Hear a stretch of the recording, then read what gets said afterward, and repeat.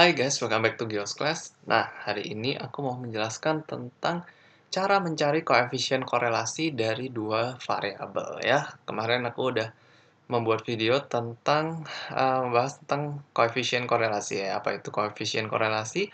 Nah, hari ini aku mau membahas tentang cara mencari koefisien korelasi dari dua variabel ya. Nah, di sini aku punya variabel yang pertama adalah years with company, artinya berapa lama orang kerja di dalam perusahaan gitu ya, di measure dalam tahun ya, dalam years, dan juga sales ya. Nah, sales ini adalah penjualan. Nah, jadi kita mau melihat apakah eh, lamanya bekerja di perusahaan itu memiliki korelasikah dengan jumlah penjualan dari orang tersebut gitu ya. Nah, lalu, yang years with company ini adalah X-nya gitu ya, karena years with company ini adalah variabel yang mempengaruhi dari sales. Jadi ini adalah independent variabelnya, karena variabel ini yang mempengaruhi sales. Nah, sementara sales itu Y adalah dependent variable. Sales-nya ini adalah dependent variable karena variabel ini yang dipengaruhi oleh years with company, gitu ya. Jumlah sales-nya harusnya itu dipengaruhi oleh berapa lama dia bekerja di perusahaan tersebut. Nah, kita harus bisa menentukan ini ya, X sama Y ini jangan sampai tertukar ya. Oke, seperti itu. Nah, oke. Lalu sekarang bagaimana step pertama yang harus kita lakukan? Nah, kita harus menghitung, coba aku ganti warna ya, menghitung X kali Y ya. X kali Y, years with company kali sales. 3 kali 487 gitu ya. Nah, 3 kali 487, 1461. Ini 445 kali 5, 2225. Ini kali 25, 44. Terus saja kita kali ya, 5128, 374. Ini aku udah kali dulu ya sebelumnya, jadi aku tinggal salin aja. 2422, 238 juga, 124.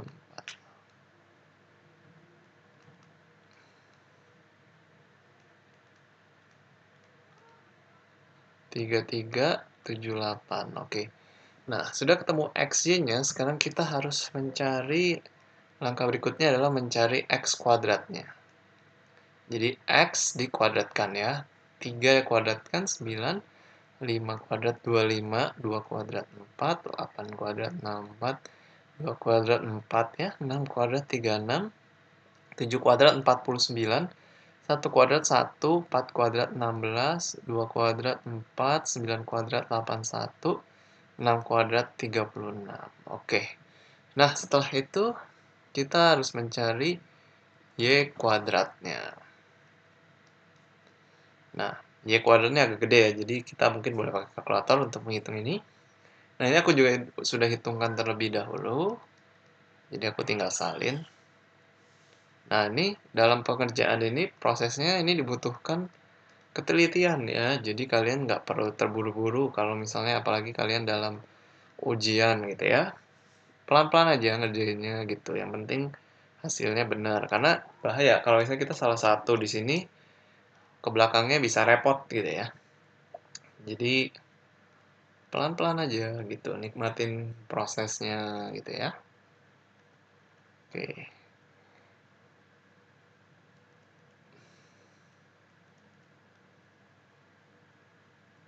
5, 6, 6, 4, 4, 9, 7, 3. Ya, ketelitian itu diperlukan banget ya di statistik. Karena biasanya statistik itu soalnya step by step ya. Jadi kalau step satunya salah, itu merembet ke bawah. Biasanya bisa salah sampai ujung. Jadi ketelitian itu sangat penting ya. Makanya kalau ngerjain soal statistik, pelan-pelan aja. Jangan buru-buru. Oke ya, udah selesai sekarang.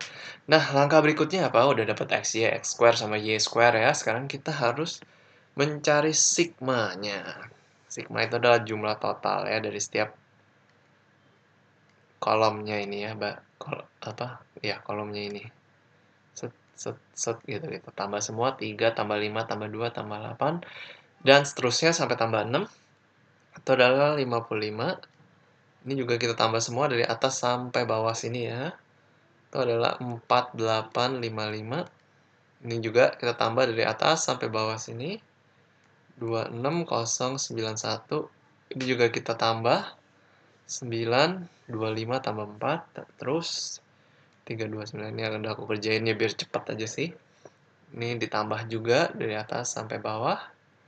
Itu 2240687 ya. Oke. Nah, lalu setelah sudah dapat semua, kita tinggal masukkan ke rumusnya untuk koefisien korelasi ya. Rumusnya adalah R sama dengan N buka kurung XY dikurangin sigma X kali sigma Y. Sorry ya, ini bukan XY aja, tapi sigma XY ya. Oke. Lalu dibagi dengan akar ya. Ini kayaknya agak panjang, agak bisa lewat kali ya. Buka kurung N kali sigma X square dikurangin sigma X yang dikuadratkan. Lalu tutup kurung ya. Buka kurung lagi, ini artinya nanti dikali N buka kurung sigma Y square. Wah, kan nggak cukup ya. Aku geser dulu deh ya. Dikurangin sigma Y dikuadratkan. Oke, ini aku tambahin dikit ya. Nah, sekarang saatnya kita masukkan angkanya. N-nya berapa? N-nya itu adalah jumlah datanya. Dari atas sini sampai bawah sini ya. Kita hitung 1, 2, 3, 4, 5, 6, 7, 8, 9, 10, 11, 12. Jadi N-nya adalah 12. Nah, oke. Kita masukkan ya sekarang. N-nya 12. Oke, 12 kali sigma X-Y adalah total X-Y. Jadi ini 26091 dikurangin sigma X. Nah, sigma X itu adalah yang ini, 55 ya. Total yang dari atas ke bawah itu ya. H 55 kali sigma Y 4855 dibagi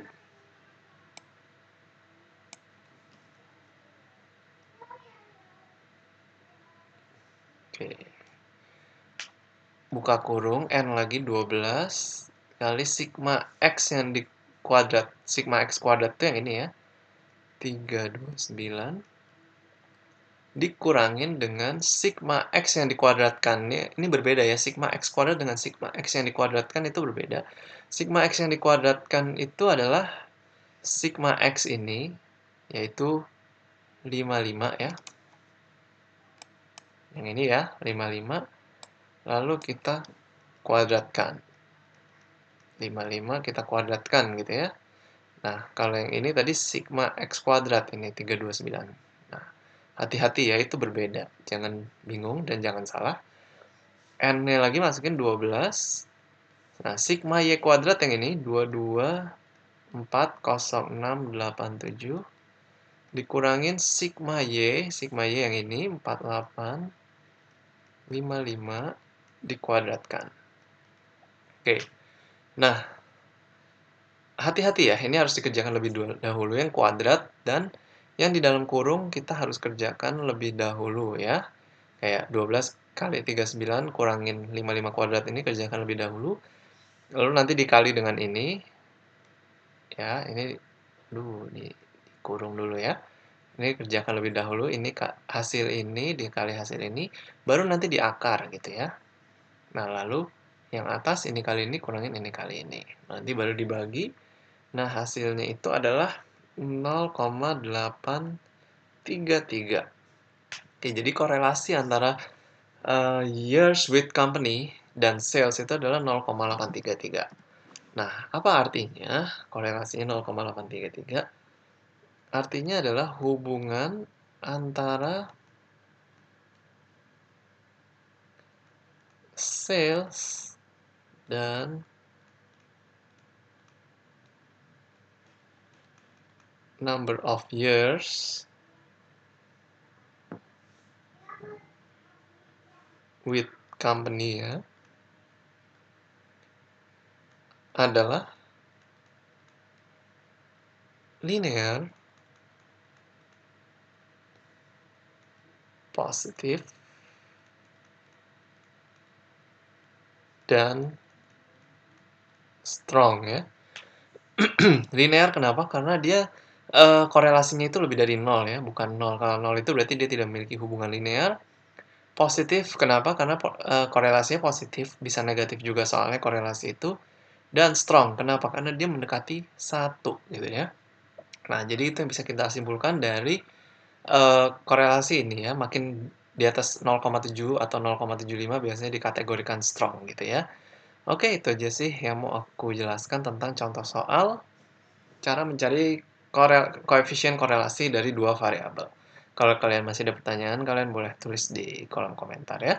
Thank you guys for watching this video. See you again in the next videos.